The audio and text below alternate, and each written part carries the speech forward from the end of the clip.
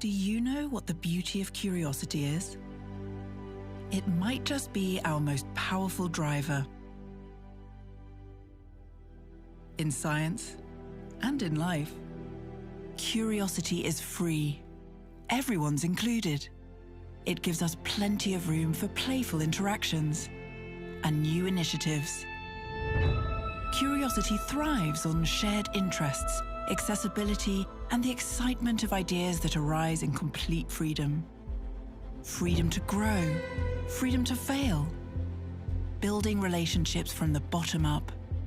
Born of the wondrous messiness of chaos, gradually taking form and becoming tangible. Scientifically, magically, humanly. Curiosity is open to the new and unexpected and welcomes the arts, culture, craft, and expertise so everyone feels at home in the world of science. It's all about letting go of control and building on trust, building on the ideas of others, discovering new possibilities with determination, drive, disruptive thinking, and the spirit of teamwork. Because in the end, the messy stuff wins and gives birth to a beautiful relationship between citizens and science.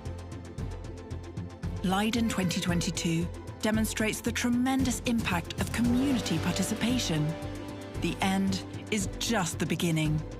Scale up the movement, break the silos, let everyone be part of it all. Do you dare take the leap? Leiden 2022. Be part of openness.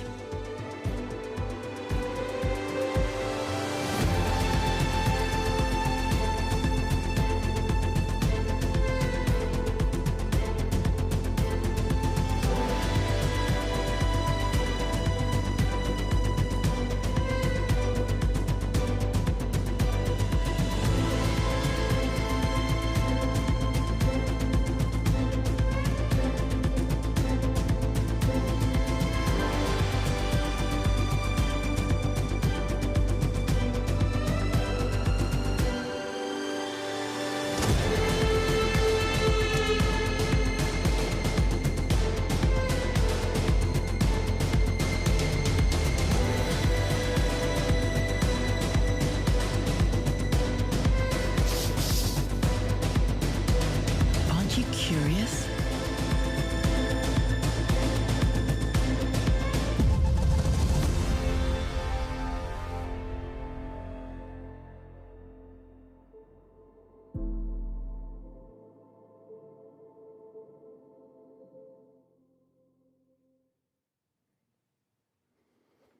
Good afternoon, everyone, and welcome to this afternoon, where we're going to reflect on the amazing 365 days of public engagement with science in the city of Leiden in the Netherlands. My name is Pedro Russo. I'm Assistant Professor of Astronomy and Society at Leiden University, and I'll be the moderator for this afternoon. In 2022, Leiden was the European City of Science. During a whole year, Leiden gave the stage to science, technology, and innovation. There was always something for everyone, and like the organizers said, especially for the curious ones. From large-scale European events, like the award-winning Euroscience Open Forum, which is the largest European conference on interdisciplinary science, or the European Contest of Young Scientists, and also the first edition ever of the EU Talenton. But also a lot of local level activities, like the very successful science and technology throughout the neighborhoods, with more than 10,000 participants. Due to its open, flexible, but structured program, all kinds of bottom-up initiatives emerged in Leiden, some of them unexpected. In the next 2 hours, we'll look back, but also look forward in terms of what was the impact of Leiden 2022 in the city, in the country, but also in Europe. The whole year was only possible with a central coordination team. The coordination was essential for the success of the 2022 European City of Science. That team was led by Mette Knoll, the Leiden 2022 director, and also Lucian Gilhoed, the intendant of Leiden 2022. And thank you for both of you being here with us today. Well, let's thank them, for sure. We are also broadcasting on Zoom, and we'll give the opportunity to everyone that is on Zoom to also participate, interact, ask questions, and even provide some remarks about Leiden 2022. If you are comfortable, it will be very nice if you can turn on your camera so we can see you and also feel that you are here with us in Leiden. And thank you so much for the ones that already have the camera on, and thank you for joining us today. So this afternoon we'll have 4 main sessions, and we'll also have a keynote. Each session will have some panelists, we'll have some colleagues that participated, they were very active during Leiden 2022, and will help us to better understand the impacts and legacy of Leiden 2022. At the beginning of each session, I'll have Peter Brouwer, the director of Cigar Box, will provide some impact facts and figures of Leiden 2022. Peter, thank you so much also for joining. I guess we can start it. And one of the main goals of the European City of Science was to get science closer to the citizens. So in our first session, we'll explore some of these activities in special knowledge throughout the neighborhoods. Peter, what did you find about this type of projects? Yeah, thank you, Pedro. Well, the first thing Leiden did to get closer to citizens or to connect citizens and science was, instead of like one big event for researchers, create a year-round event. A year-round event with also public events where all the public was able to engage with science. And all these events which you see on the screen, the challenge was to connect the dots between all these different events for researchers and for public, and also experiment with public engagement. So how do you engage with the public? Well, apart from connecting science and society, Leiden 2022 had some other goals. They wanted to stimulate scientific exchange. They wanted to create a sustainable label for the European City of Science. And they wanted to establish Leiden as a city of knowledge. And around these goals, our research was planned. Well, to show some first results, we see here that from the public, from the general public of Leiden, like 52% of the public who engaged was new to science. So they didn't participate in any or maybe one scientific event in the past 5 years. And when we dive a little deeper from who were these people who engaged, those were all like people from Leiden. So half of them came walking, was within walking distance to these events. And it was like a mix of different backgrounds in age, in education, in a cultural background. So they really reached out to all people in Leiden. And the approach worked. So the different in the neighborhoods, there were all these subjects. Each day a new subject about, you name it, about the menu or the sun or any subject you can imagine was every day came in, and they were appealing to the audience. So 94% thought those subjects were appealing, they were inspiring, and even it's the lowest number, but 1/3 of the audience had a different worldview after their participation. Thank you. 1/3 is quite a lot. That's quite a lot. Change your perspective. I mean, that's quite a lot. So to discuss some of these results, I have with me some colleagues, and we had Judith Vastenburg from the Neighborhood Committee from Vrywijk. My colleague also, Julia Kramer, assistant professor in quantum society at Leiden University, and Margaret Gold from the Citizen Science Lab. Judith, maybe I'll start with you, because you were one of the main organizers of one of the days of this knowledge throughout the neighborhoods. And can you tell us a bit more about it? And do you think it was successful in your neighborhoods?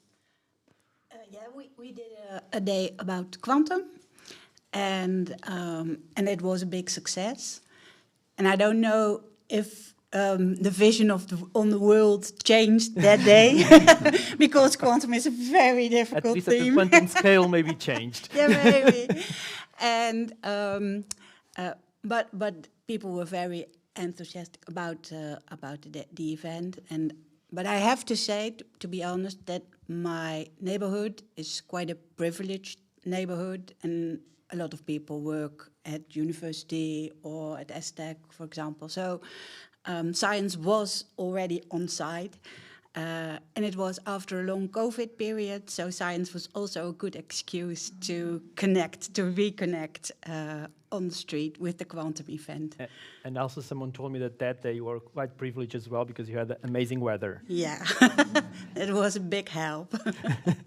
but compliments to Julia and the students and her colleagues that made the theme of quantum, the very difficult theme, so open for the public. That was really nice to see. Maybe Julia, you can explain a bit more, because in most of the cases, the scientists brought the topic to the neighborhoods, and some cases was the other way around. The neighborhoods decided on the topic. How did it work, your collaboration with the neighborhood committee? Yeah, so actually I came into play when the neighborhood already decided the topic, and they already had a bit of a plan. So we also had Marion Visser, who is also here, who started up the communication between the university and the neighborhood committee. It was a really running committee that you have in the neighborhood. So we always gathered at Judith's house for meetings. So it was really, everything was organized from out of the neighborhood. So the day, the time, well, the day of course was set by the calendar, but also the time, the location. So the neighborhood knew very well what would be a good time at the end of the day. It was on a Thursday. And I think we started around 4:30, 5-ish. There was soup. So one of the people in the neighborhood made their impression of quantum soup, which was given to everyone who was there. So really, like, kids were playing around because it was a good location. People were talking to their fellow citizens of the neighborhood. So that was really nice. And then every time we had a soapbox talk by one of the insiders in quantum technology. And then we had 15 minutes for interaction, and people really talked to each other, and then there was another talk. And next to that, there was also, we made big posters who could stay longer at 5 different locations in their neighborhood, where we connected a topic of quantum from the past to the future. For example, the Erevest huis is in the Vreeweg neighborhood, so we connected that to the establishment of quantum science. Was that the main connection? Why quantum in these neighborhoods? Yeah. So they chose it. So the neighborhood. Yeah, maybe you want to say that you chose it. In our street is the Erevest huis, and Professor Erevest and his wife had those Wednesday evening colloquia, and so we said, as soon as we heard about Leiden 2022, we said we had to do some sort of a colloquium in our neighborhood. And they were doing a colloquium every single Wednesday evening. Professor Erevest and his wife invited scholars like Einstein, and they debated about difficult stuff like the quantum things. Yeah. Are you planning to do at least this every year? Not every week, I can. We already missed it because the event was more than a year ago. No. This was one time event. But maybe next year. Maybe some other time. Yeah. Okay, maybe Margaret, I think you also had almost the responsibility to increase the public participation in science, active participation. And one of the big events that we had here was Seeing Stars, where we managed to turn off the lights of most of the city center of Leiden in a unique event. How did you manage to do that? And can you tell us more about how did it go? Well, it was a massive collaboration with the city and with security and safety workers in the city, and with the knowledge partnerships and our cultural makelaar, how do you translate that? Our cultural connector. A lot of people were partnered, and it took almost a full year of planning to pull this off. You'd be amazed how difficult it is to find out how and where to turn off the lights of a city. But this event had 2 stories. There was a top-level story, which was the main event, turning off the lights at the center of the city. And reconnect with the night sky. And reconnect with the night sky. And a very prominent artist, this was his own inspiration to be able to to turn off the lights and see the stars again. So at the very surface level, it was a really amazing experience. Thousands of people walking through the streets. And this instinctive reaction when the lights went off, that everybody's voices went down to a whisper.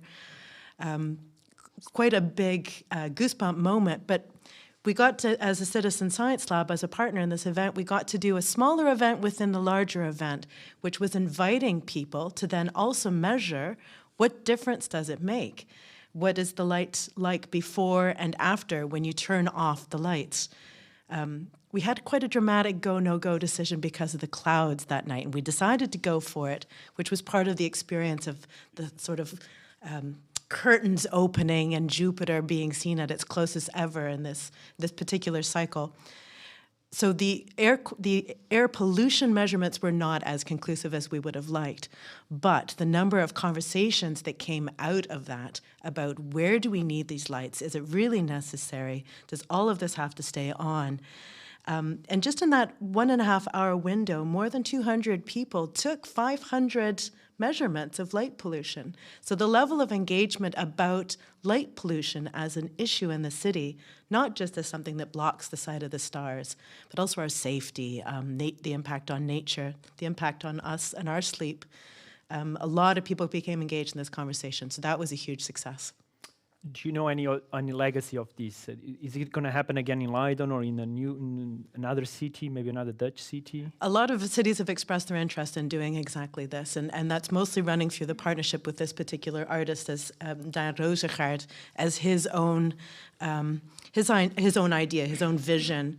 And I think a lot of other cities are looking to the example at Leiden about how to do that in partnership also with the residents and having these kinds of conversations about the light. When is it charming? When is it needed for safety? And when is it not? But this was not the only activity that really tried to bring citizens closer or even participate actively in science. Can you tell us one or two other examples of that type of activities, citizen science type of activities? Yeah, there's some nice examples. This the example of the Vrijwijk is a lovely one. You pointed out that it's already a community of people that are really quite engaged with science. But we had the opportunity to stand out at places where people might walk on a sunny day, for example, in the park. And we had a big map of Leiden on the table, and we had a number of different colored stickers with a bit of a color code about the types of environmental issues you might wonder about in your neighborhood. And we asked people as they walk by, put a sticker literally on the map where you have a question about what's the air quality like here? What is the biodiversity like here? I'm worried about such and such here. And people literally put their issues on the map, their questions on the map. Through this, by doing this in a number of different places, we start to get a little bit of a picture of what issues are on people's minds in their own neighborhood. And this, you can think of this as crowdsourcing the research question of what people in Leiden find important to know about their neighborhoods. And slowly we're starting to get smaller projects off the ground to do that together. Up next, for example, is air quality monitoring project that we get off the ground next week. Oh, good. Maybe some people can then check out. I hope so. Yes. Yes. So maybe I'd like now to open this for discussion, and also we have some colleagues here in the room, but we also have all the colleagues also attending this on Zoom. So if you want to ask some questions on Zoom, please make sure that you press the button to raise your hand, and our colleagues on the backstage can turn on your microphone, and you can participate and ask a question or a comment. But before, if you don't have anyone from Zoom, is anyone in the room that would like to make a comment, a question, some experiences on getting science closer to citizens? I think there's someone on Zoom. No? Yeah, there's one. One person so just unmute yourself, and I think we'll be able to listen to your... Thank you very much. It's amazing, this program. My question is about the engagement of the children, especially the children from 6, 7 to 11, 12 in the program, and how much this has been impact the program in their vision of what is science and their vision about if they want to be a scientist or if they consider science as something fundamental in their lives, no matter if they want to be a taxi driver or whatever. That's the question, how this have impacted in the children mindset when they were part of the program? That's the question. Thank you for your question. Peter, do you have any data about children?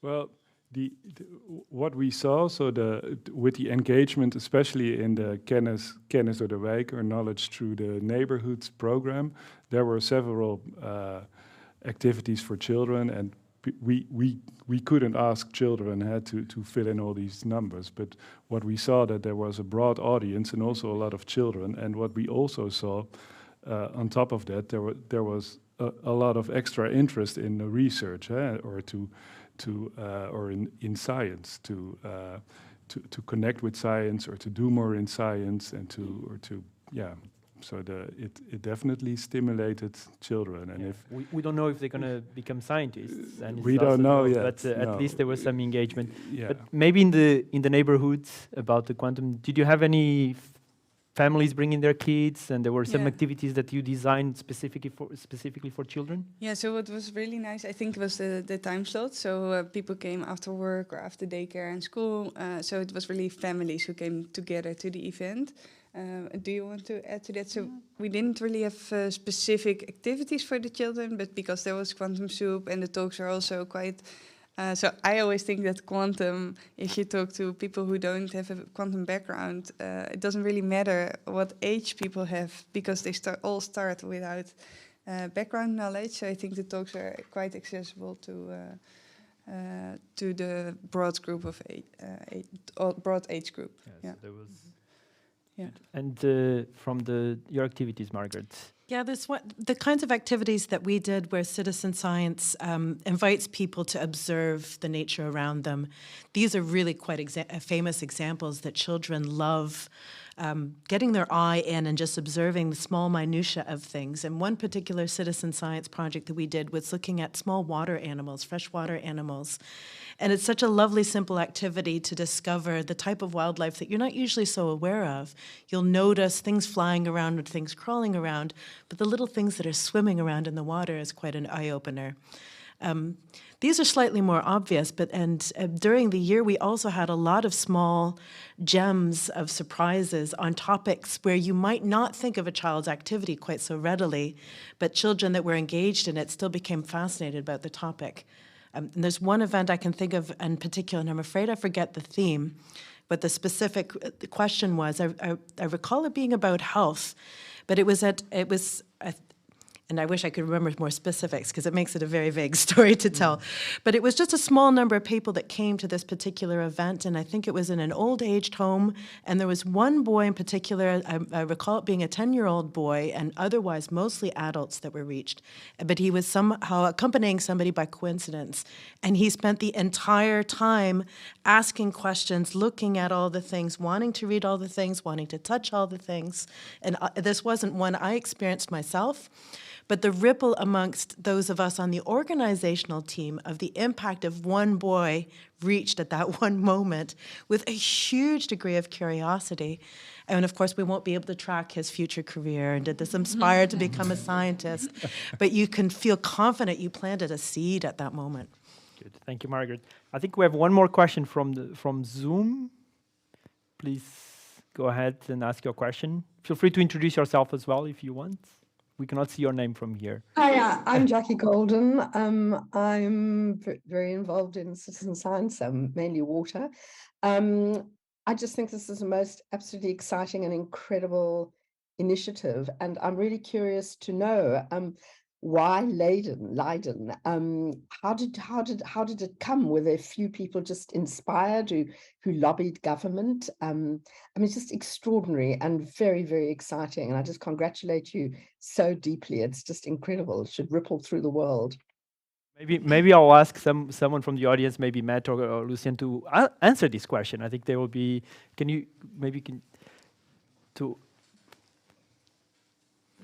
Thank you so much for joining and for your question. It's quite a long story. I'm sure my neighbor could give you the full story, but we will need a few hours, so I'll try to do it in 1 minute. So the European City of Science title is being issued by Euroscience in Strasbourg with the support of the European Commission. It has been around for 20 years, and it has always been connected to the Euroscience Open Forum, which Pedro mentioned, which is the largest European interdisciplinary scientific conference.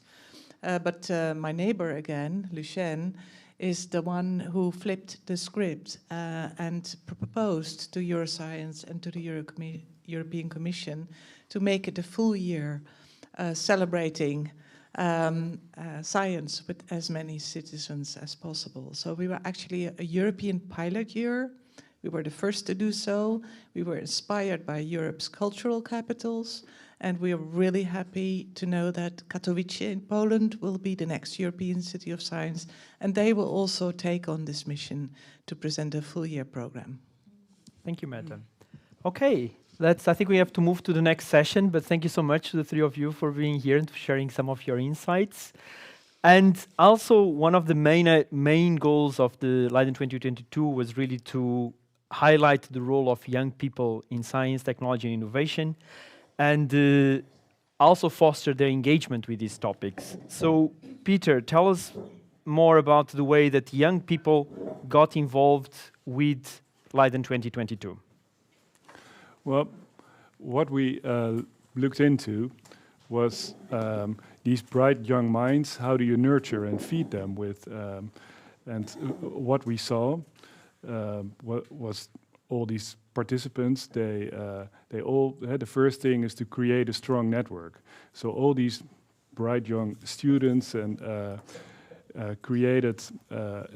met people outside of their discipline, and also, which you don't see in this figure, but also across borders. And these are the first steps to future collaboration outside of your discipline, outside of your country. And the next step is, do you actually want, are you inspired to collaborate with those people? And there we see huge numbers. Among all these participants, they all want to collaborate with people with scientists from other countries. They all want to collaborate with different fields or scientific fields. Well, and these are all ingredients for if these young kids are the future decision makers or agenda setters, it's good that they want to collaborate and look further and think outside the box. Thank you. Thank you so much. And with me to discuss a bit more about this youth engagement, I have Karen Slavin from the European Commission, and also have Rosemarijn van der Velde from the New European Bauhaus here in Leiden. And on Zoom, I have Andrea Stephanie, one of the winners of the EU Talenton, and also Henrik Schill, entrepreneur, innovator, and the main facilitator of the EU Talenton. Maybe I'll start with you, Andrea, if you don't mind. You represented the dozens of young people that participated in the first ever EU Talenton, which was mainly focused on trying to find solutions in the hackathon style for some of the main societal issues that the European Commission and the European Union identified, these so-called missions. How was your experience participating in the EU Talenton, specifically in Leiden, because you came to Leiden to this event? Yeah, my hopes, my expectations for this event were ridiculously high. So I think my example, like my case and also my co-founder, Pablo, is way beyond like the average, because to us, it was truly like life-changing. So as a scientist who has always had an entrepreneurial drive, I was in the constant in the look for something like this, a program like this that would foster our entrepreneurial mindset. And because before you guys were talking about bringing science closer to people, but for Talenton, it was different. For Talenton, it was about bringing, expanding scientist mindset, right? Beyond the lab. So going to Leiden, getting to know all these incredible like overachievers, people that want to do something with their lives, was something beyond, something more impactful, was already amazing.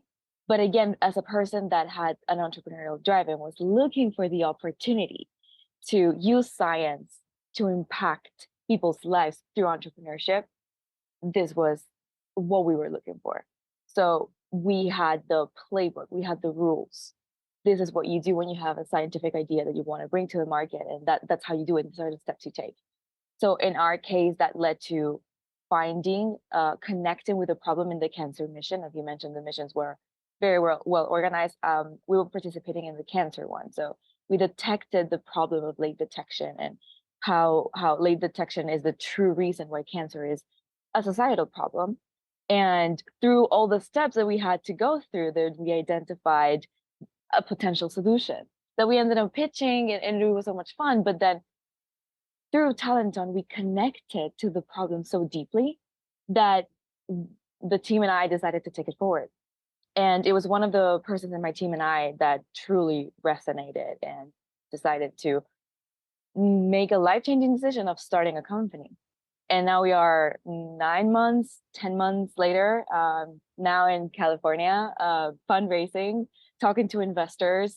My co-founder, Pablo, who is in Leiden at LUMC, he is working with one of the best lung cancer doctors, getting access to 150 lung cancer patients, to do our hypothesis validation trial.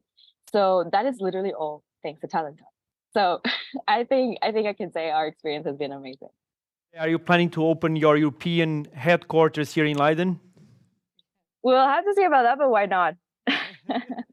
Keep that in mind. And Henrik, maybe I will go directly to you, because you had the opportunity to facilitate the weekend with these young junior scientists. And I know that you have a lot of experience working with Silicon Valley people, but you had to work with these creative minds from the lab. What were the main differences between the type of people that you work every day and that weekend that you had to work with the researchers? Yeah, no, I also really enjoyed the experience. And just to clarify, I do work with universities in 25 countries around the world. So I'm familiar with the academic setting as well. I've worked as a professor of practice at several different universities.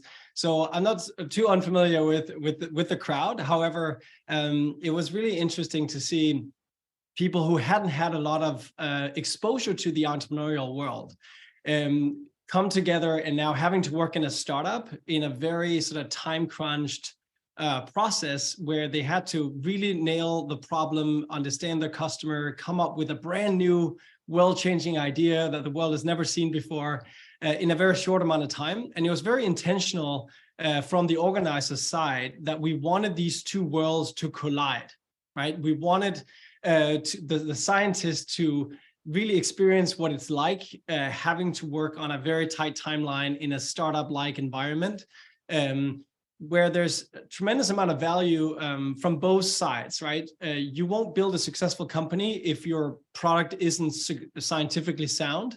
So we need the scientists to do the research and to understand how to build a product that really works. But on the flip side, you also can't build a company and create real impact if you can't find a customer and if you can't find a business model. And it was interesting to sort of see the pushback from some of the participants on like, well, we're not ready to talk to customers.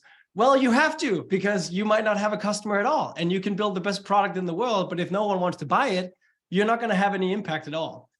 So from an organizer's perspective and this role of mission navigator that I had, I really enjoyed working with all the participants. And we had 5 very different mission arenas. So people working in very different fields and just coming together. And most of the participants ended up really jumping in and just embracing it and say like, okay, we got to go. We got to pick up the phone and talk to a potential customer and try to understand this market, even though we don't have the time we usually do. So that was really interesting. Fascinating that in such a short period of time, some great ideas to start companies actually emerged, and we have a good example here, and Andrea now is completely focused on her company that started here from this particular EU Talenton. So another way that the European Commission is trying to address some of the societal challenges is through this program called the New European Bauhaus. Rosemarijn, you were very involved with that, also trying to bring young people into new ways of thinking about the future. Mm-hmm. Can you tell us more about that? Well, in brief, the New European Bauhaus program is a program where you take the Green Deal and you try to make it more bottom up, and that's something that the European Commission did, and we really went with that, I think, here in Leiden. And what we did in the New European Bauhaus program here in Leiden, we involved youth, I think, in 2 ways. So there's things that you gear specifically towards young people. I'll come back to that. But also we set this goal, at least in the program that I led. Leiden is quite a young city. Around half of the city is below age 35. So we wanted to at least, that was like the lowest bar that we could set for ourselves. So at least half of the people involved should be young. And I think we did that. For example, with the plekberaden, which is something like a citizens' assembly, but then more bottom up. And we said that, okay, at least half of the people have to be young. And they contributed in amazing ways. And I think they were the eye-opener for lots of other people. And what we did there was deliberate about how the future of our city looked like. And we did that formula of what should the future of our city look like as well, with events really geared towards children. So we did this thing with like preschool age students or scholars that we asked them to design the city of the future. And they did that actually in this online game that you might all know. It's kind of a 2D, 3D kind of game, and they came up with amazing ideas, but they also had to, test the science behind it. So that's one example. We had students that went into the backgrounds of how a passport and what it means to be a refugee here in Leiden. And those were all young people, and they connected with refugees as well to find their story. So then it wasn't them as young people, it was them as aspiring, scholars. And I think that also connects with the story of Andrea, that sometimes you're looking for this opportunity and you just have to hand it, and they really rose to the occasion. Perfect. Thank you. And Karin, you, of course, are deeply involved with the European Contest of Young Scientists that was hosted here in Leiden last year at the same time as the telethon. Do you think that Leiden fulfilled your vision that you had for this big European Contest of Young Scientists? I think it's safe to say they exceeded all of our expectations. But before that, let me start by congratulating the Leiden team. I realize I'm looking at Mette and Lucian, Daniela's there, and all of you for such a fantastic job. And once again, I feel privileged to be here. I mean, even this is lovely. It's a lovely way to finish. It doesn't actually happen very often that we get invited back at the end of a project to see the success and to enjoy it. And this is just one more area of where you're exceeding our expectations. And they did exceed our expectations. They managed to organise. You can be critical as well. You can be critical as well. Okay, I'll try. Yeah, okay, I'll come to that. They really did not do a great job on organising the weather of the last night of uses. They had torrential rain, and probably the worst rain they had in Leiden in 10 years. It was dreadful. Going back, being more serious, I mean, they organised the 3 major events, including the Young Scientist Contest, and for that, I mean, they had almost 90 projects, 35 countries, 150 participants, plus another 100 participants, auxiliary staff and adults in charge and the rest. And I was talking to Lucian, and I was trying to think of something nice to say, apart from the fact that I'm being very positive because it was such a pleasure to work with everybody here. They made it easy, and that's such a huge compliment. When I think back to uses and I think back to our collaboration, it was easy. And you just don't say that very often. And in fact, in Brussels, we're certainly talking about future collaboration, and we will certainly keep in touch with Lucian and Mette and see how we can bring this example forward and use it as a template for future cooperation on cities of science. So I gave you mostly positive and one negative. And let me congratulate Andrea. I would love to keep in touch with you because I think that's fantastic. I didn't actually know. Are you in touch with anybody in Brussels about this? Do the organisers of EU Talent and my colleagues actually know that you're now in California trying to get startup funding? I mean, what a success story. It's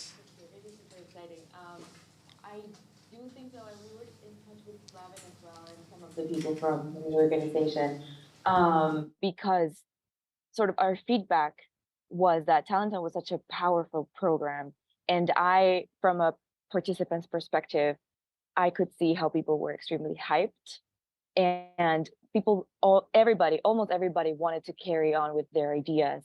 It's just, you have to understand, as scientists, as trained scientists, you really have no exposure to the entrepreneurial ecosystem and to how starting a company works. So we were lost after the program ended. Like, whoever had the idea had to have extreme willpower to say, okay, you know what, I'm going to continue, I'm going to do it, I'm going to make it happen. So fortunately, Henrik helped us a lot. He was sort of like a mentor, and he said what to do and what not to do. So for the first steps, it was awesome. And, you know, of course, there's a lot of things out there on the internet. You can just start reaching out to people, your network, LinkedIn and whatnot. But it took a lot of willpower, and I feel like a lot of momentum was lost out of the after the event. So what Slaven and I have been discussing is that for the next event, I mean, they offered us to help coordinate sort of the next Talenton and provide feedback as we can. But I think one of the biggest goals should be, there should be an option,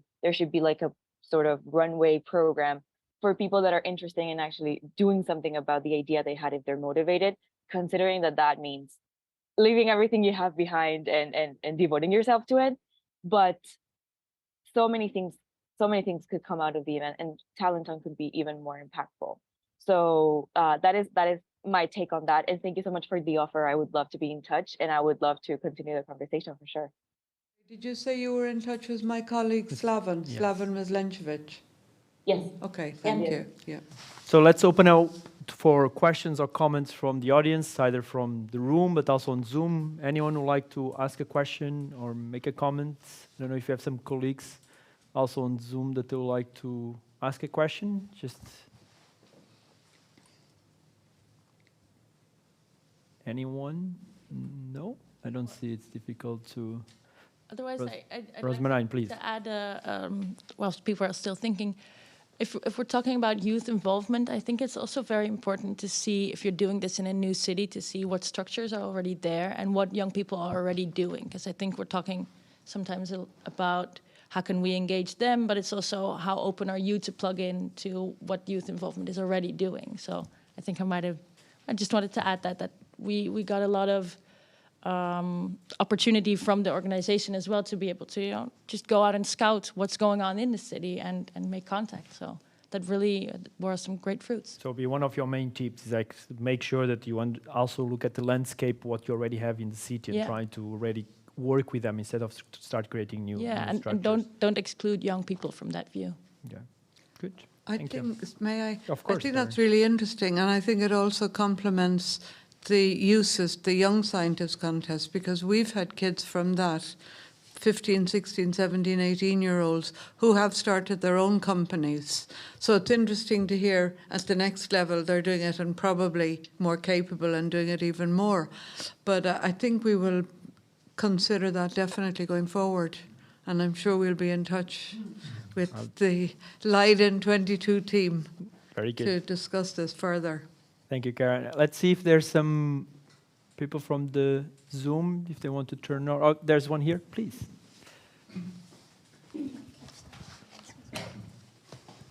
Hi, my name is Anna Land from Leiden University. I was wondering, for this youth engagement, is there something about Leiden that makes it extra successful, or could this happen in any city? Who would like to? I think it's for you, Rosemarijn. Yeah. Well, both, yes. I'm confident that this could happen in every city, but I do think there are some structures here, both from universities and schools and the municipality as well, that they are quite open to, to collaborate. I know, for example, with students, they collaborate very closely, and they're and I think it helps that the Dutch, in general, as a people, are quite organized. So there's, associations and clubs for everything. But I think the fundamental, way of looking at things, you can apply that everywhere, which is there must be awesome people in this city, and they must be doing awesome things. I just need to find them, and I think that could work anywhere. But you also mentioned that Leiden is a very young city, right? Yes. That also, of course, provides already kind of a specific does make context. it easier to find young people. Yes, exactly. a big part. Well, thank you so much to the four of you, also to Andrea and Henrik in the room, but to Karen and Rosemarine here. And I think we are now moving to our keynote. So it's really my pleasure to introduce you our keynote speaker, Michael Peter Edson, a well-known American cultural strategist, consultant, and a deep thinker in topics of culture and society. And Michael is already with us here on Zoom. And Michael has years of experience working with cultural institutions from around the world. And he has been recently appointed the director of Museum of Solutions, that's in Mumbai, India. Michael had the opportunity to visit Leiden before 2022, but also during 2022. So he knows very well the city, the organizers, the people, and also had the opportunity to contribute to the planning, but also to some of the activities during 2022. Today, Michael will really provide a perspective, a bird-eye view on Leiden 2022 in the context of the global cultural and scientific and public engagement landscape. So, Michael, thank you so much for joining us, and I guess the screen and microphone are yours. Okay. Pedro, tell me if you can hear me okay and see me okay? Hear you fine, yeah, all good. Okay, cool. Greetings from just outside of Washington, D.C., my family home for many, many years. And it's an incredible honor and a surprise to be with you today, me, a strange kind of free-floating American person in the midst of this, magnificent achievement and effort and struggle that you're all working on. So Mette and Lucien and Pedro asked me if I would try and provide a little outside context, maybe, or perspective on how I read the Leiden 2022 European City of Science, how I read it, how I feel it and sense it. So I'm going to talk for 20 or 30 minutes. I have a big timer next to me so I don't go long. I could talk for hours on this subject. Please interrupt if there's something weird going on, if you have a question. And I think we're going to have time to talk, I know, with other panelists after I'm done. So let's see here. Yeah, that looks cool. Okay, hello again. I think I'm in the right place. I was, as I started easing into this thinking, how the heck, what do I think? What do I think about what happened here over the course of a year? It reminded me a lot of the work I've done trying to have an opinion about like a website. In the old days, it used to be very easy to have an opinion on a website. There were 2 pages and you could look at it and it would be the same for you as for anyone else who viewed it and it wouldn't change. It was kind of carved in stone, but put online. And over the years, like a website is thousands or millions of pages and it changes by the time of day and it changes depending on who you are. And you can be sitting next to someone who has a completely different experience on the website than you do, or you come back the next day and you don't recognize what's going on. And it's very, very difficult to wrap your hands around this thing. And I started thinking of looking at the reports and looking at my own photos and kind of notebook notes about what happened over the year, feels like years in the best way.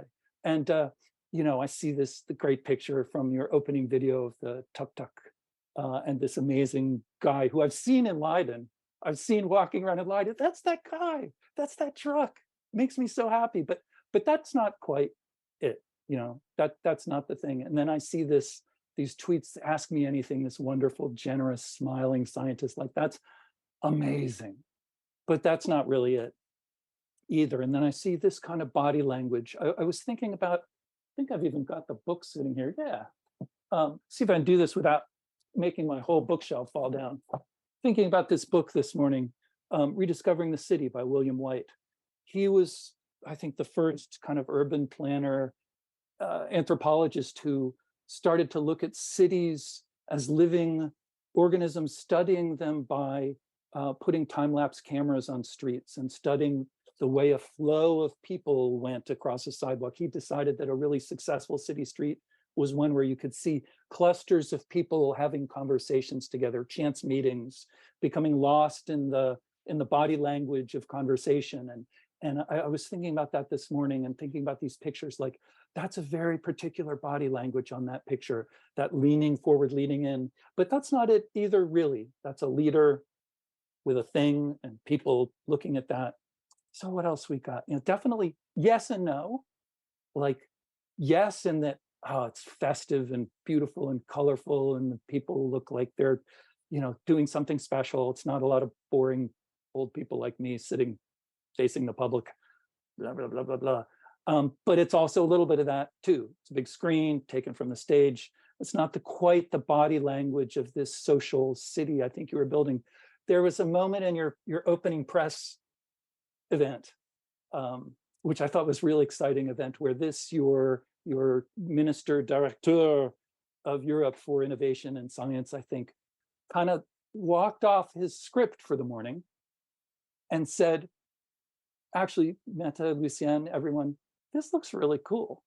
Like 365 events in the neighborhood. I'm actually going to come to that. He was working it out in his mind as he was talking, like, okay, I'm going to get the kids. We're going to come after school. We're going to get a train. I'm coming to that.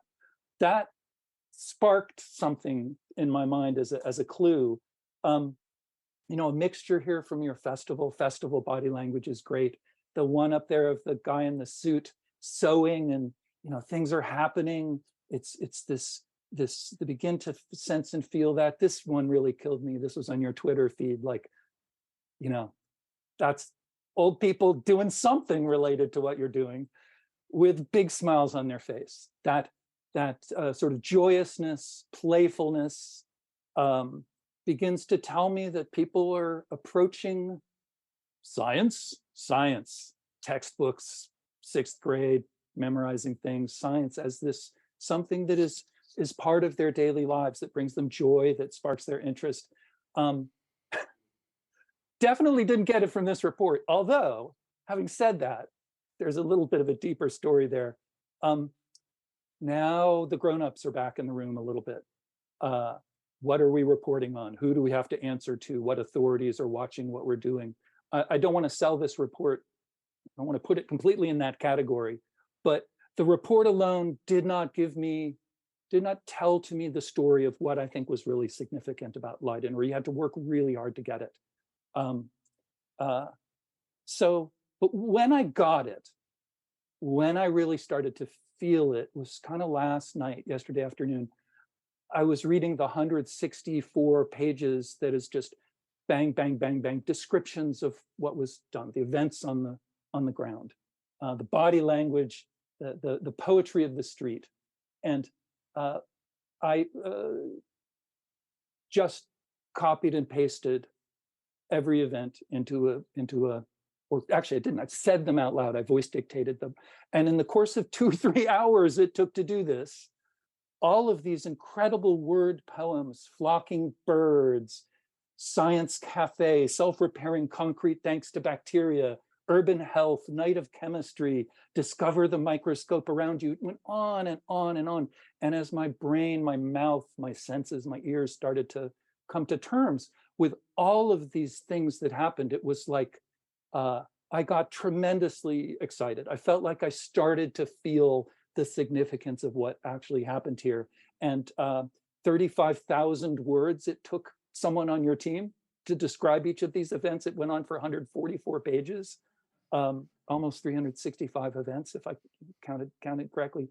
This begins to indicate to me what was really valuable. And then also these little stories I heard in the first part of this gathering, the look on someone's face, the surprise, the exploration, just how completely jazzed people were to be a part of this.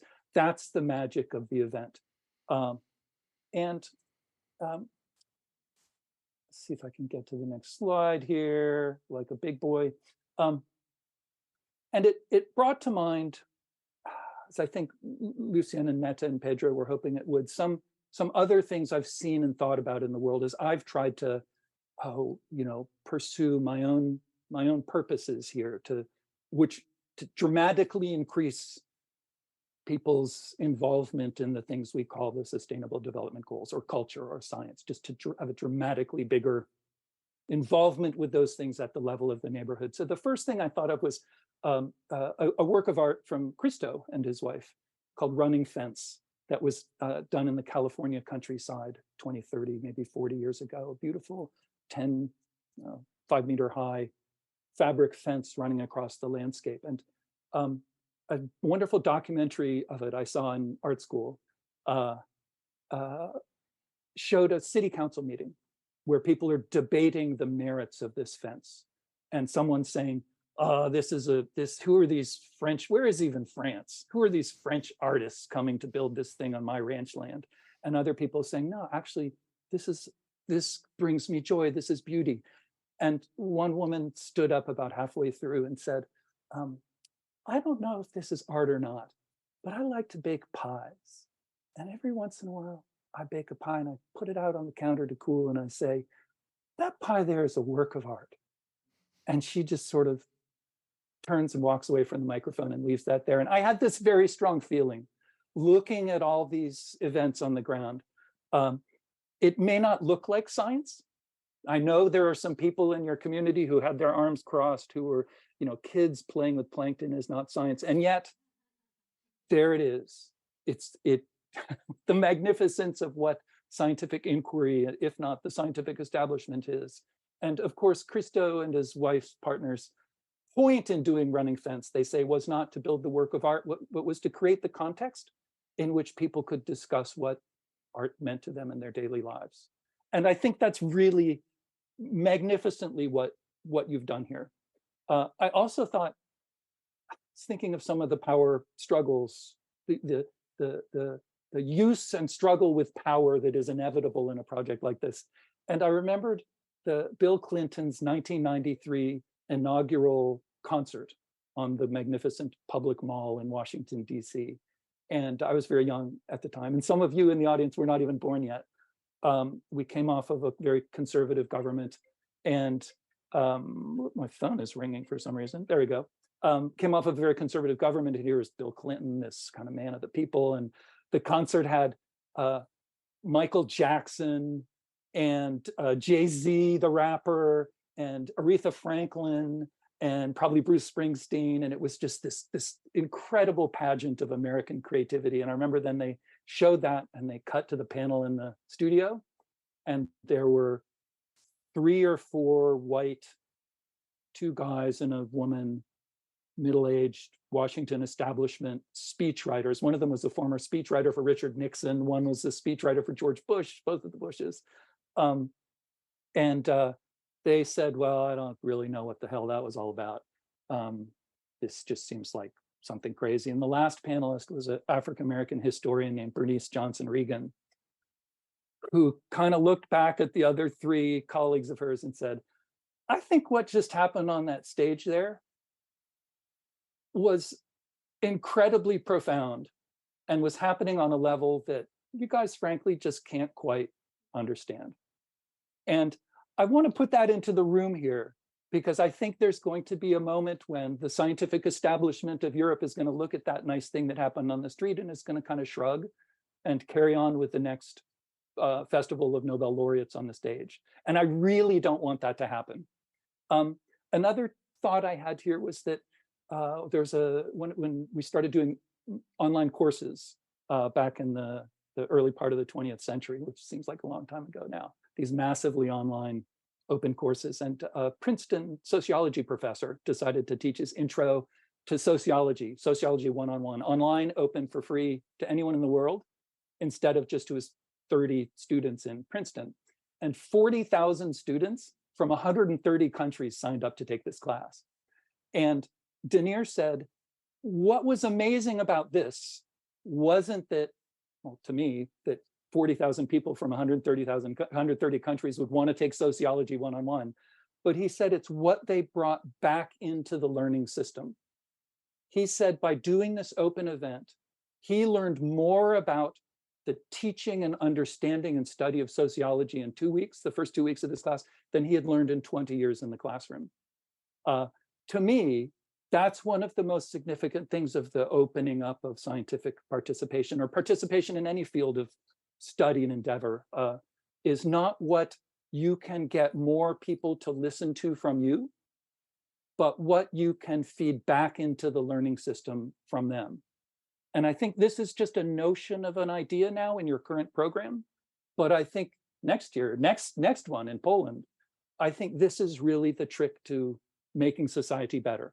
How do we bring that know-how, sense-making distributed across hundreds of thousands of citizens and participants back into what we know and do is in the establishment of science.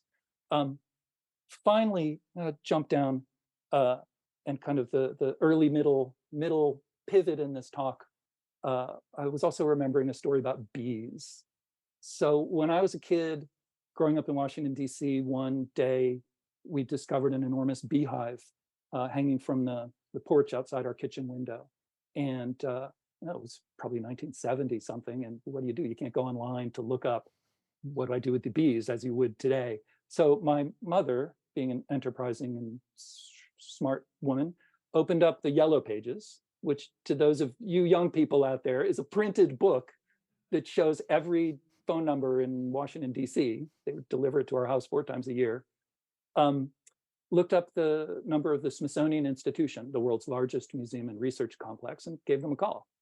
And 2 days later, a young Smithsonian entomologist showed up at our door, took the bus out to our home, showed up at our door to look at the beehive. And he was so smitten with this beehive that he put it in a big plastic bag and wrapped it up and took it back to the Smithsonian with him on the bus, bees and all. And I've always kind of remembered thinking about him on that bus with this big bag of bees between his legs, kind of silently buzzing the whole way home. And that was cool, but it raised some questions about institutions and structure and decisions and change. Like, well, that was cool, but why did the Smithsonian, the world's largest museum and research complex, choose to have a guy, an entomologist, who would come around and collect random beehives from random families in Washington? Why did the Smithsonian have an astrophysical observatory and a tropical research institute in Panama and an exhibition of ladies' costumes, first ladies' gowns, and not some other things? Like, who made these decisions and why?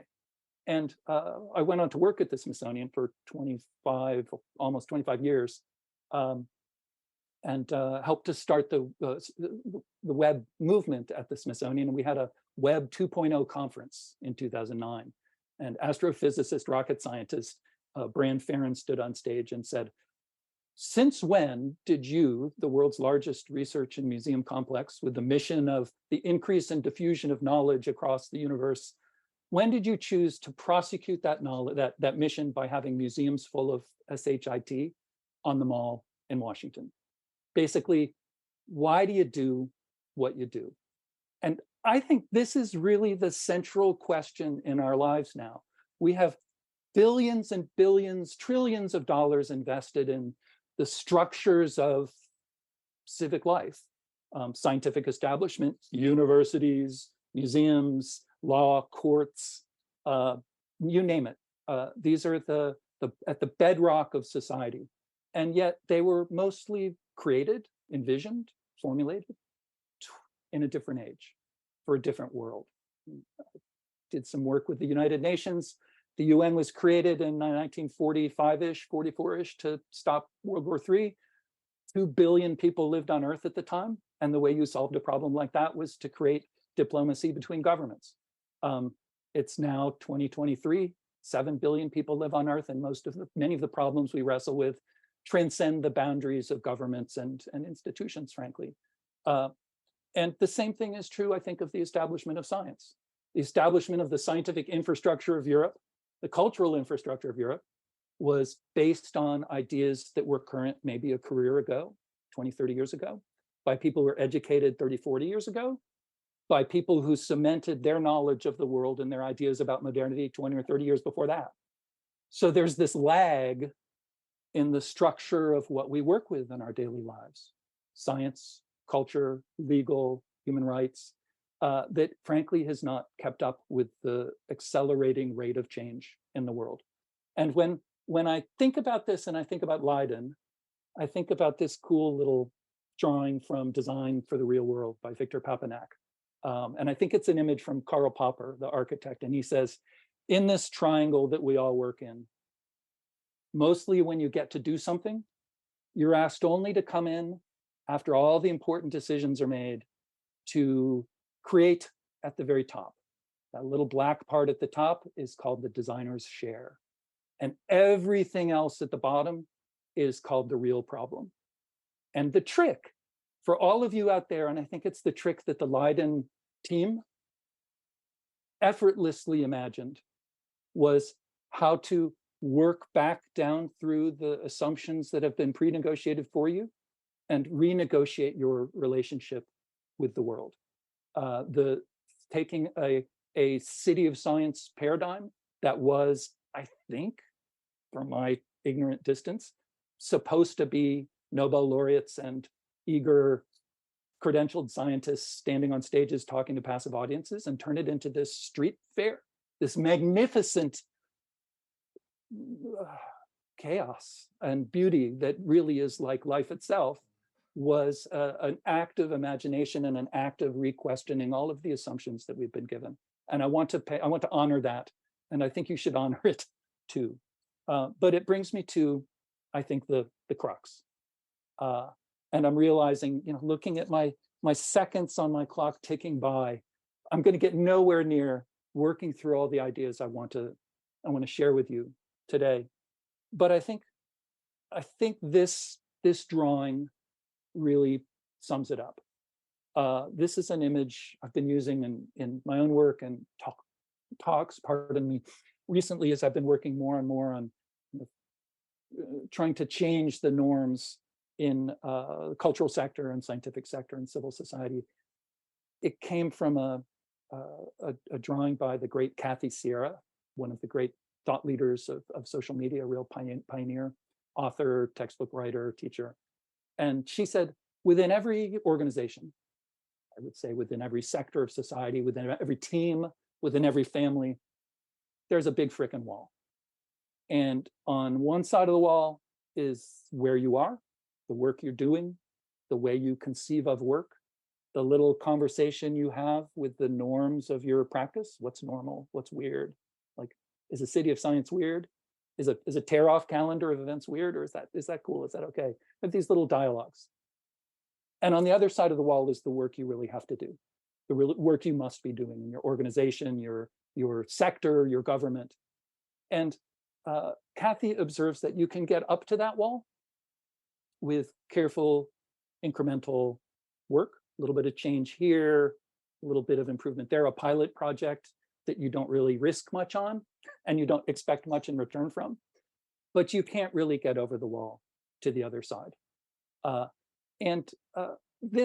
This drawing has, over the last few years, really, I intend it to help you have a conversation about this particular moment that you're in.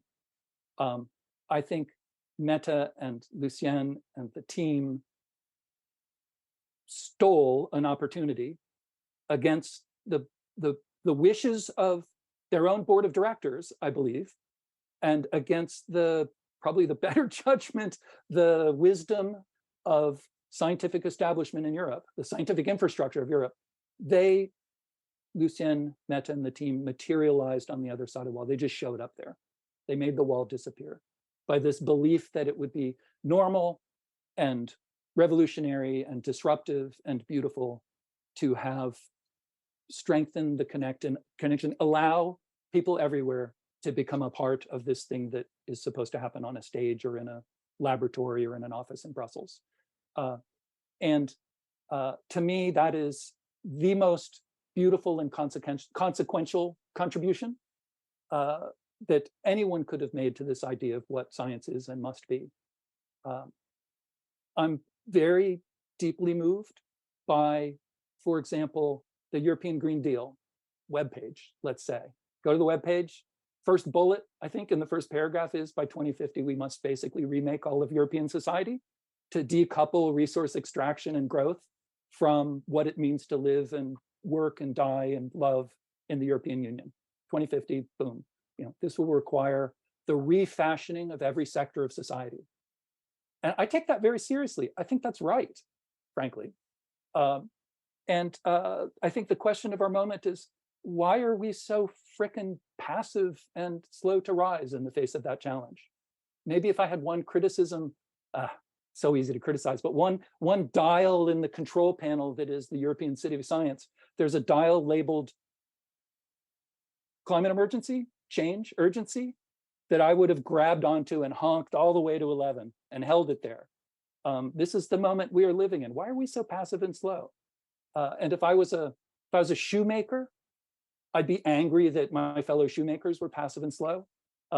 If I was a construction worker, I'd be angry as a citizen, as a human being, that my construction industry was so passive and slow. But I'm not. I work in culture. I work in engaging with people. I work with the UN. I work with you all. And I'm shocked and surprised and appalled that we are so unimaginative and passive and slow. And so I sort of want to challenge you, before I wrap up, to keep looking at this big freaking wall. I think you all know this thing. I mean, think about Greta Thunberg lecturing everyone at Davos and on and on. You guys know this. Science has known this. Science has known this. The establishment of science has known this for 50 years. And yet, we are not friends with the world of action. We're uncomfortable with the world of action. And I think that fecundity, that urgency, that imagination, that joy has to also come from the people, from the so-called bottom, from our peers, from the people we love, from daily life. So this investment in science in the neighborhoods, in curiosity, in love, and welcoming people to become involved in this thinking isn't just, well, it is a human right. It is a human right for everyone. Universal Declaration of Human Rights, baby. For everyone has the right to participate in, shape, and benefit from the scientific and cultural life of their communities. That's not an easy right to cash at the bank. You've made it easier in this project. Have the right to do it, the right to contribute to it, to have a say in the shape of this remade world.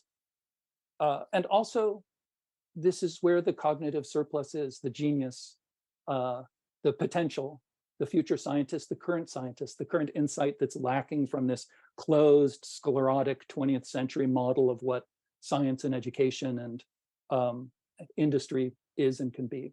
So it's also, I think, a very smart bet in our own future to have as many people possible, as well-informed as possible about the world. And frankly, the world ain't gonna get easier. Democracy's society is going to have to deal more and more quickly with a more and more complex set of ideas than we ever have before. And it's whose job is it to help prepare ourselves for this onslaught than us. So to wrap up on this thing with bees, I was reading a marvelous book a couple summers ago about octopus neurology called Different Minds. And talks about bees a little bit during the book.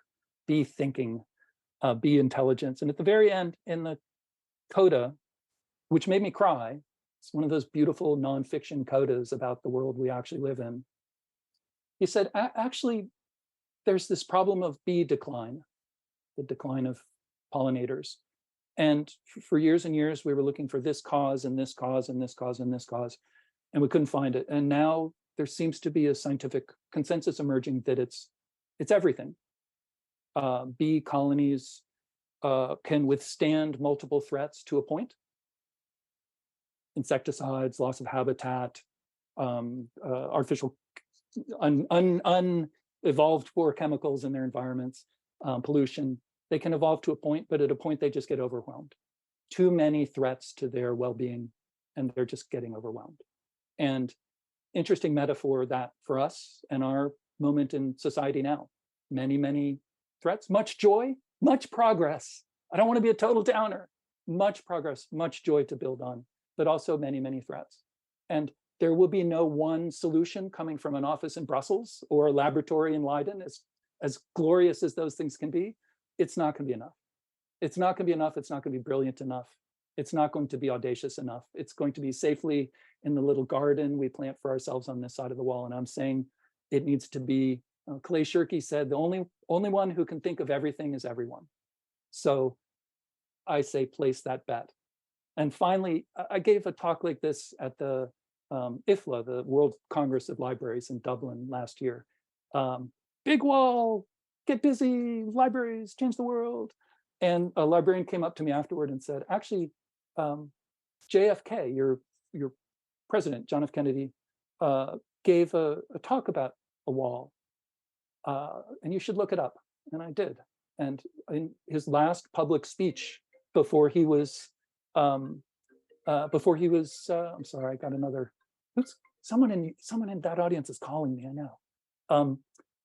His last public speech before he was shot and murdered, he was speaking about the U.S. space program, and he said his friend, or he had read the poet Frank O'Connor, who said when O'Connor was a young boy roaming the wilds of Ireland with his mates, his little boy and girl friends, every once in a while they would come to a wall that was so high that they couldn't climb it, and they liked to climb walls.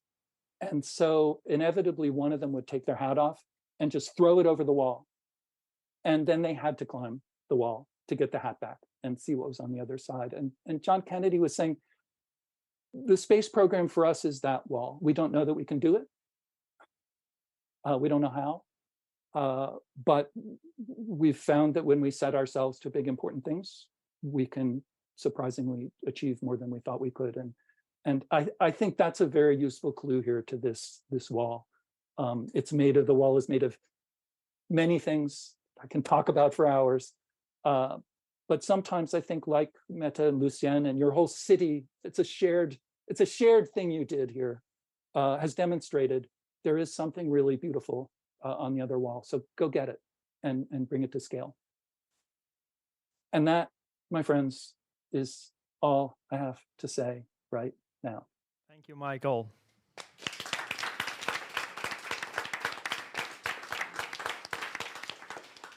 Thank you for showing us that there's a way to go beyond that wall, and in a way that's happened here also in Leiden, like you're saying. I think a few initiatives show that it's possible to go beyond the wall and beyond the comfort zone, and that's going to be the theme of our next session. And Peter, tell us a bit more how the participants on the Leiden 2022 actually went beyond their comfort zones. Yeah, thank you. Well, beyond your comfort zone, you can look at that from different angles. And the angle we took is the connecting science and society. And with connecting science and society, researchers have to show their societal impact, which for a lot of researchers is challenging to show it or to measure it. And what we saw in Leiden, that a lot of researchers who participated in these events, it opened it inspired them on new thinking about societal impact. And not only it inspired them, but they also thought about how to get that into my work, and how to make more, how to contribute to more societal impact with my work. The other angle we took is with the people.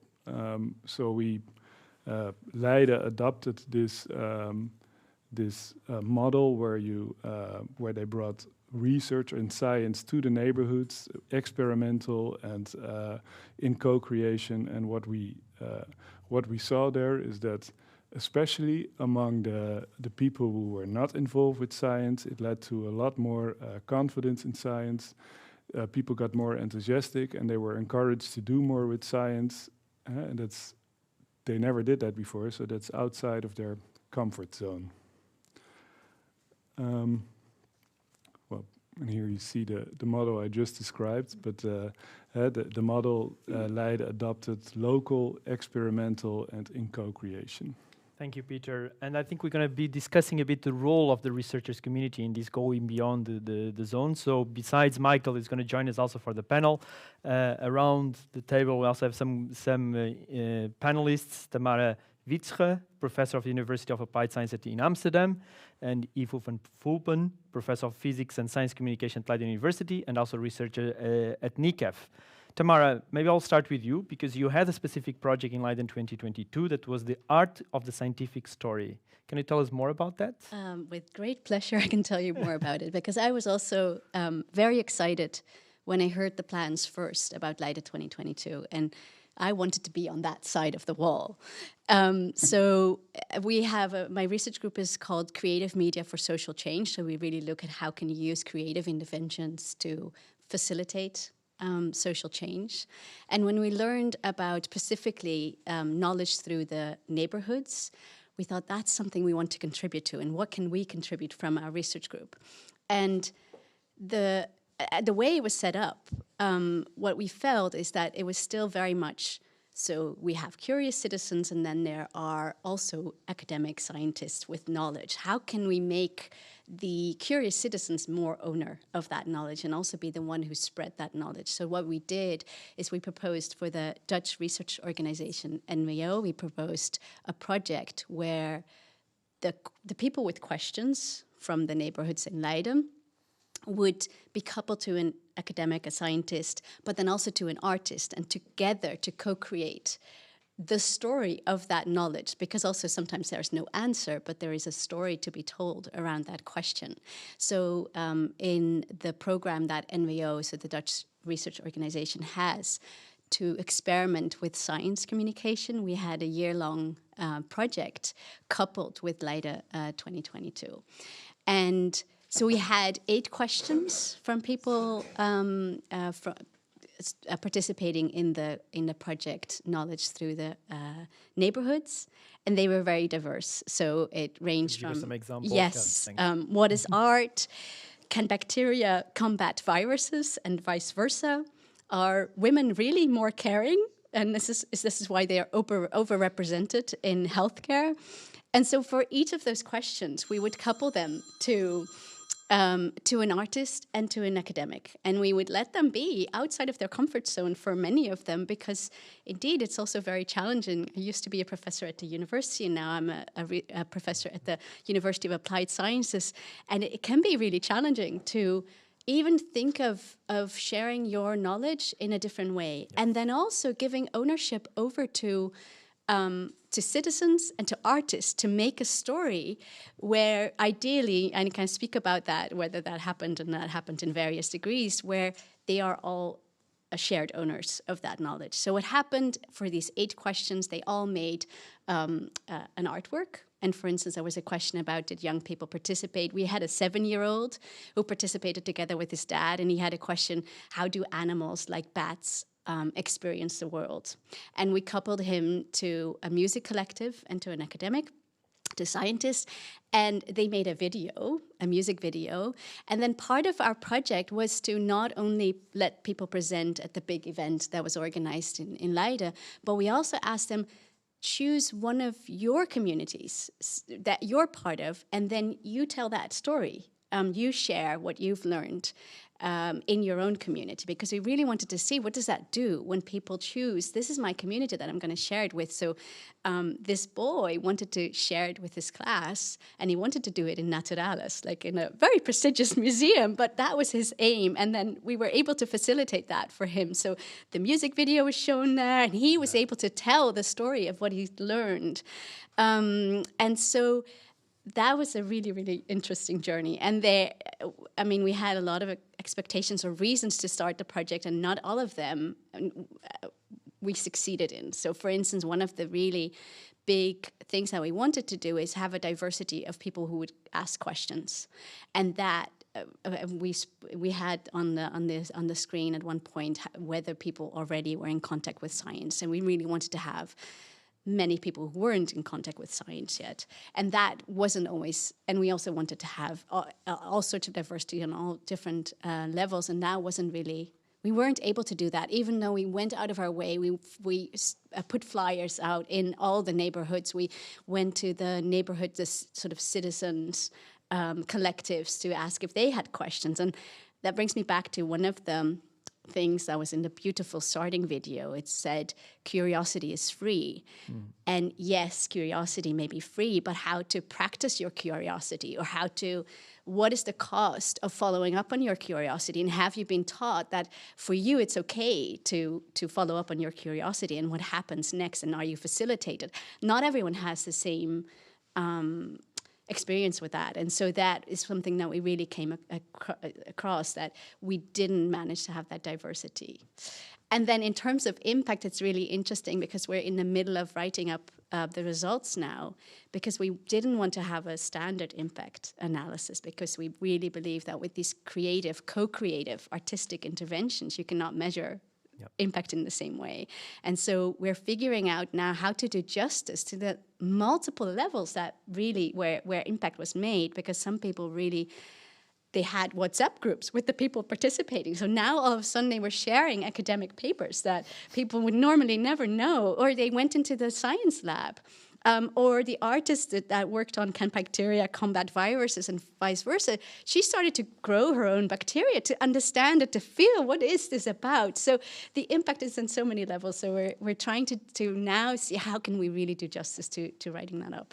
And do you feel that you can apply this model, in a way you are building science capital of different communities, including the artists, the researchers, and the individuals? Do you feel that you're going to expand this model to other cities or other type of initiatives? Is something that you want to do next? So yes, the reason now we're writing it up now is really to share the lessons learned. And I think what we came across upon is that each of these different communities or the three people that work together, or sometimes there was a collective, they all had their own way of working, and they needed to find their own way of working. So how do you facilitate that? And that is a cost-intensive process. But how do you facilitate that? How do you listen? How do you look at the dynamics where some of the participants, the citizens, were more scared by the artist than they were by the academics, because art is nothing for me. And others were, I'm in this project because of the artist and I want to make an artwork. So how do you do justice again to that local specificity, so that you don't want to just have a model that you suggest works for everyone, but actually that you have a way of looking at what are the inequalities involved in scientific knowledge, who is an owner of knowledge, what are the rules? Because also when you let artists work with academics, then the question is, how scientific does the story need to be? How truthful does the story need to be? Where's the room for play and for interpretation? Because that's what the artists are good at. Yeah. So it's not a model, but it is a way of looking and of questions that you can ask to facilitate a process like this. Thank you, Tamara.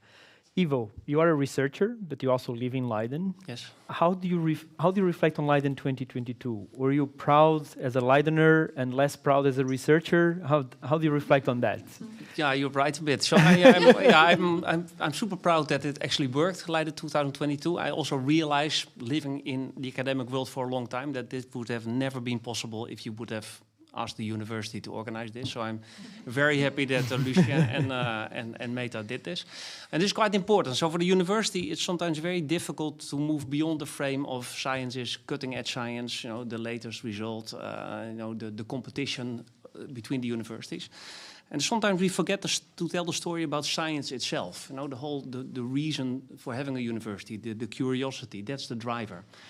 And curiosity, but also innovation and also creativity is not a monopoly by the university. Yeah, so it's actually something that is hidden in all of us, all through society, individuals, but also groups and as mankind. And to connect at that level, that is very natural to do. And that is something that has been achieved in Leiden 2022. And it's been done in this very small project, this everyday project. So that's where scientists and people from the public meet. And it's not only the curiosity about the scientific question, but also the curiosity about each other. Now, what is that world? What is that academic? What do the public actually want to know? And these kind of connections on these very small levels almost allow you to bypass this PR machine of the university, and you go into the city. And these are all small pieces of the puzzle. And then after this 1 year, you zoom out, and then you see this really beautiful picture emerging, where many people have connected in exactly the right way. So, yeah, it's amazing to see. And now looking back, it's very good that we look back now, and that is really very, very powerful. So there's much to learn. So you feel proud in many ways. Yeah, I feel very proud. Yeah. Thank Both as a Leidenaar and as a researcher and academic. Very good. Michael, I would like to explore a bit this topic because you do have a lot of experience working with cultural institutions. But I would like you to reflect a bit on the role of the universities to help us to go beyond your freaking wall. How the universities can be more engaged with society? What are your what pointers do you have? You want to know an honest answer? Yeah, of course. Actually, Pedro, ask me that question a different way, because I don't think it's going to happen, frankly. I don't think there's any chance in hell that in any time scale that's reasonable for us to be acting and planning in. Bill McKibben and Alex Steffen said, when it comes to climate change, winning slowly is the same as losing. And the whole ethos of the modern university is set up. Peter Schwartz from, what was that consulting company, Monitor Group, when we were working on a new strategy for the Smithsonian Institution, he said, Michael, the Smithsonian's not going to change. It's set up on the model of enduring wisdom, like a university. And the university doesn't have to think quickly or react to the real world or be nimble on its feet, because wisdom endures. So if I'm going to place some money, I mean, one has to believe that Sisyphus can be happy. Isn't that what Kevin said? We must believe and act as if the university and the human beings in it can change. But I think if what we're really interested in is scientific thought and its use and meaning in a society that's under great strain, we're going to have to place a lot of big side bets here. Because I think the institution is more than capable of shrugging off what just happened to you this last year, this wonderful, joyous party, shrugging it off like a little piece of dandruff on the collar and carry on business as usual. So I think if you want this beautiful dream to grow and continue, you're going to have to really rethink things entirely. I've got a lot of ideas about how to do that. And it's going to take money and it's going to take attention. But I hope that the people who in the highest positions of authority and power for scientific and university work in Europe, I hope that they're coming to work early and staying late every day, working on exactly this question: how do we move the Queen Mary? And I'm not to not monopolize the microphone. I've been looking for new structures, new kinds of institutions where we embed these beautiful, joyous, intelligent ways of thinking and doing that you've been talking about in this last 2 hours and that you've been doing the last 2 years, to embed those in the DNA, structure, finance, HR, KPIs, casting, hiring of these new institutions where you combine the authority, trust, staying power, permanence, reputation, accountability of the big institution with the vitality and know-how and imagination of the crowd. And that, I think, is one of the biggest and most important purposes today. That's why I'm moving to Mumbai to set up a museum of solutions in a museum in a city of 22 million creative, beautiful, hoping people. And I think that's the work of the rest of our careers. Because 3, 4, 5, 6, the 10-year plan for the university to add a little bit of flavor of public input is not going to be enough. Thank you, Michael. I think you give us a lot of food for thought. So some of us academics here to reflect about our careers during the weekend. So thank you for that. But before we move to the next session, I would like to give the opportunity for some comments, remarks. There's one comment here from the room, and also the colleagues on the Zoom. Feel free to then turn your microphones for one question from Zoom, please.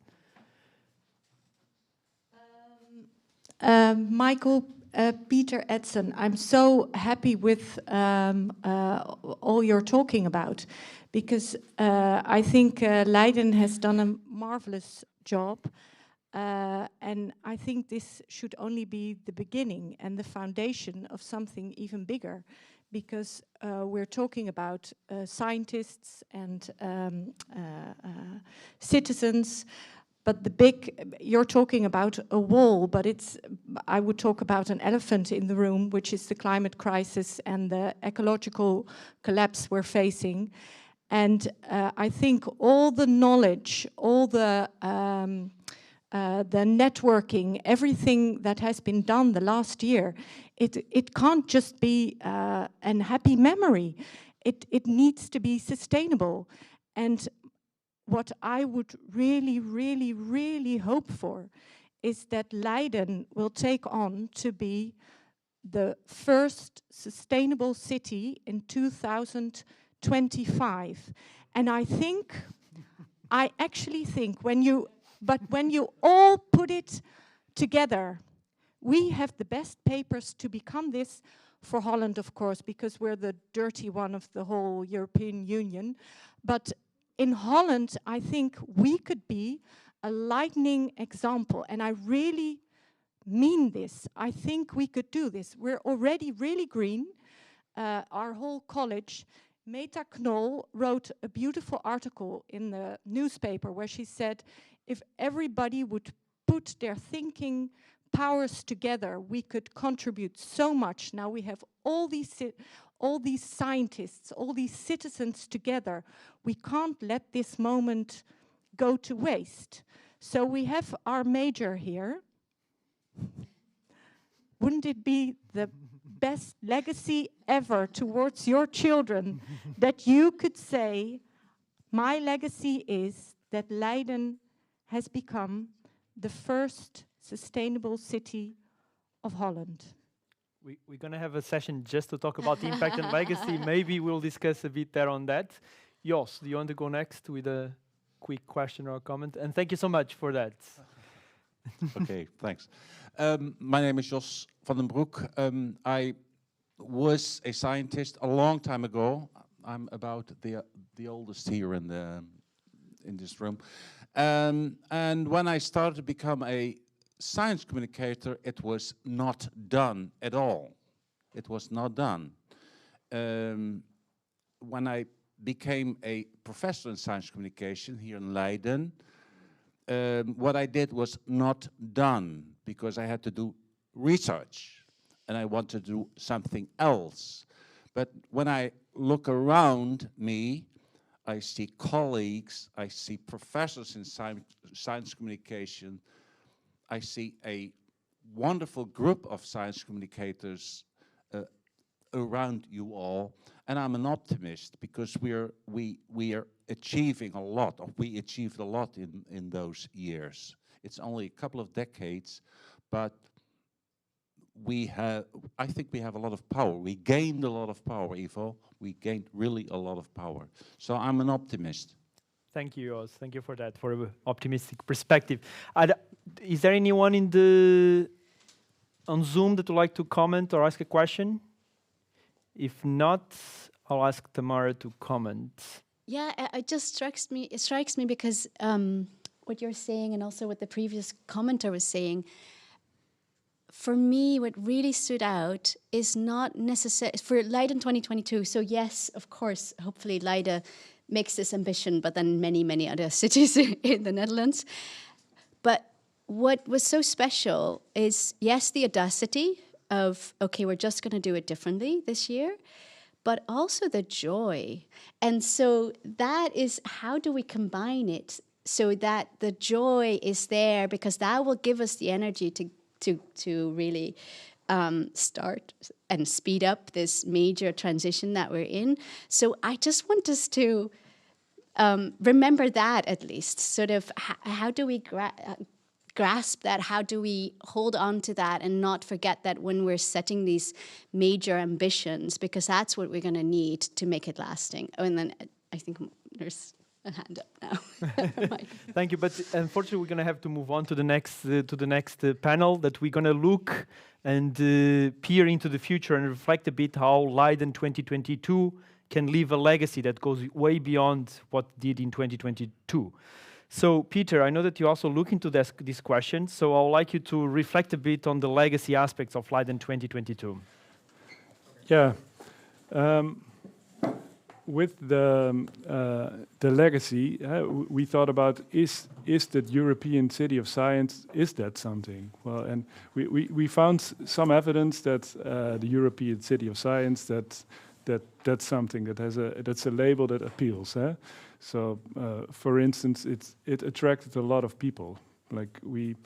Like our estimate that there were 500,000 visits to Leiden, because those visits wouldn't have been in Leiden if Leiden wasn't a European City of Science. And what we also saw is that all these partners and all these organizations, theaters, musea in the city, they all attracted new audiences, more visitors, other visitors. And they also felt more connected to Leiden as a city of science. Another, what you could call evidence, is that what the Leiden or the European City of Science has a lot of ambassadors. So for all different participants of all events, like more than half or even more would promote European City of Science or their event to other people, to colleagues. And I think it's important to use those ambassadors and to create a more sustainable label. So for both Leiden as a city of science as for European City of Science, it both created a strong legacy, I would say. Thank you, Peter. And in a way, these ambassadors will carry also the message of not only Leiden 2022, but also as Leiden as a city of science, technology, and innovation. Yeah, and you have to think about how to use these ambassadors. Very good. Well, now we're gonna discuss some of these points, and with me I have the mayor of the city of Leiden, Henri Lemfering, and also we have Federica Schmitz from the Dutch Research Funding Agency, NVO, working on Open Science Program. And I'm not sure if we have the vice rector of the University of Silesia in Katowice in Poland, which is also the organizer of European City of Science. I don't know if Tomasz Piotrowski is with us. I think I see him there. Hello, I'm with you. I hope that you can hear me. Sorry for not switching my camera on, but I'm on a train. And so much. We can see a picture of you, and I know that some of colleagues here they know you, so it's nice. But at least we can hear you well. But let's start with the mayor of the city of Leiden. You have been mayor for more than 20 years. Yeah. And sure. Leiden was the first Dutch city to have the title of European City of Science. How do you reflect on that?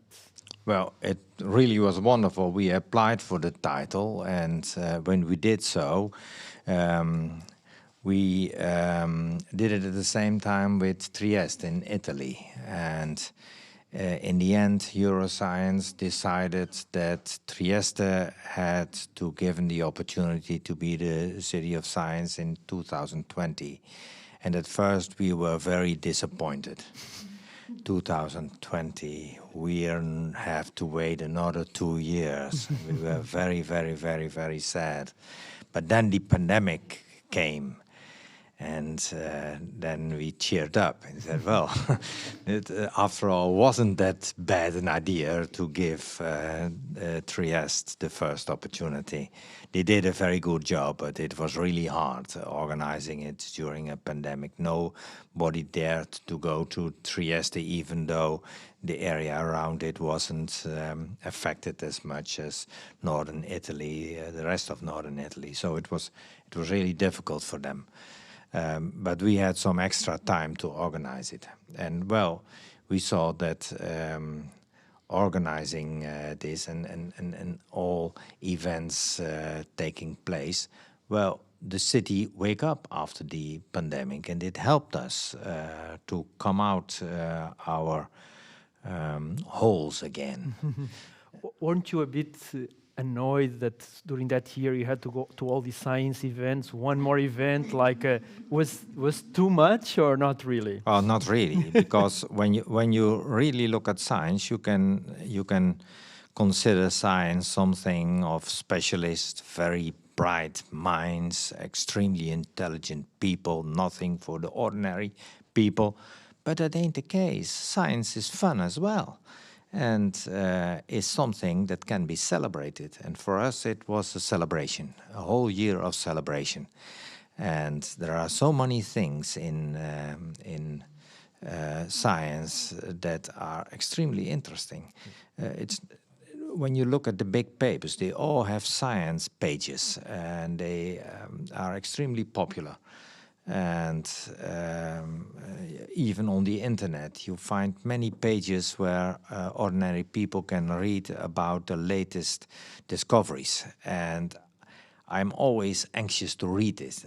This is really remarkable. And I like talking to professors as well. It's my daily job doing that.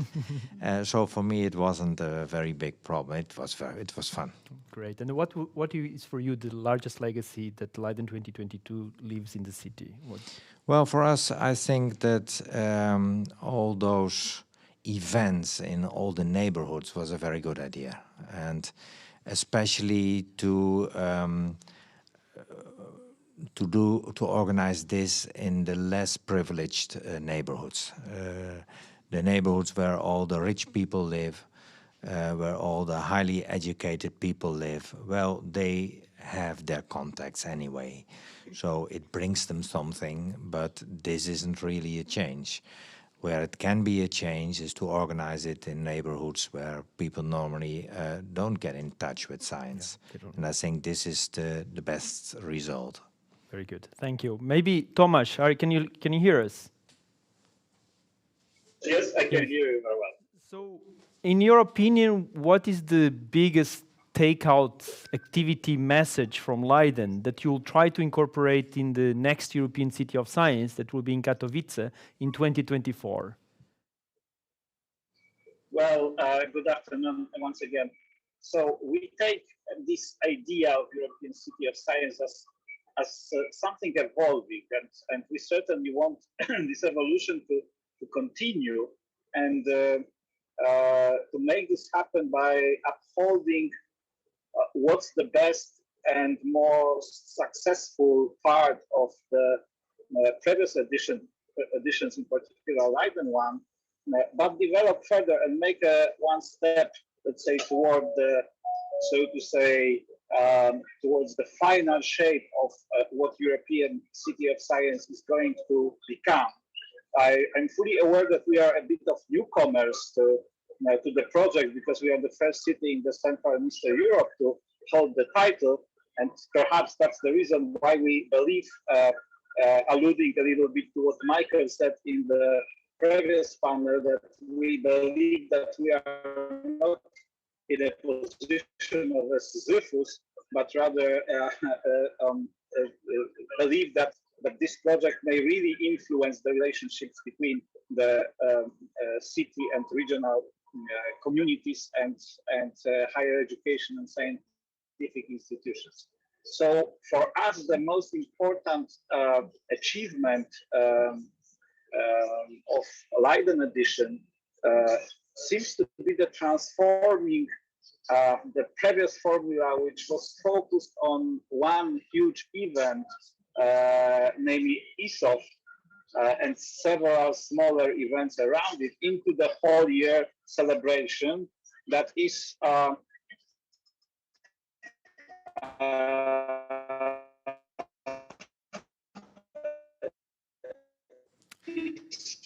deliberately balanced, as the mayor just said, that it also includes connected, more distant, so to say, way to the university. So we certainly want to follow that footsteps, but also a year of openings, of launching the long-term projects that will last, let's say, many years after goes somewhere else. So this is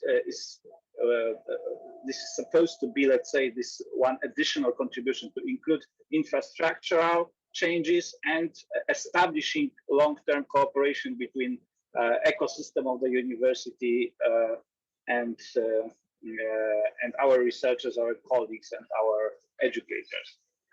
Thomas, thank you. Maybe, Frederic, maybe I'll ask you a question, because you work on open science that has the potential to be transformational for the way that we do research in Europe, but of course in the Netherlands. How does public engagement with research, is it incorporated into open science movement and plans? Yes, that's the short answer. I would really want to come back to that big freaking wall that made a huge impression, because I think what you can also take open science as the idea to remove that wall, right? So it's open science is really about removing barriers. So when you think about open science, it's very often about processes, then it's about data, and it's about publishing. That's all happening within the academic side of that wall, whereas they're taking their parts on removing bricks of that wall. That is necessary so that we can really rely on that science, but that is all done for society and with society. So if you think about that way, that in staying in that picture, on the other side of the wall might be society, and for some reason we built this massive wall in between, is when both of these parties remove the bricks. I think there are holes, and at one point we find doors. And so if that happens, that is societal engagement, that is science communication, that is citizen science, where citizens do science together with researchers. And I think all of that needs to happen. And that's why it's part of the open science movement nationally, but in a lot of universities and a lot of research performing organizations it is.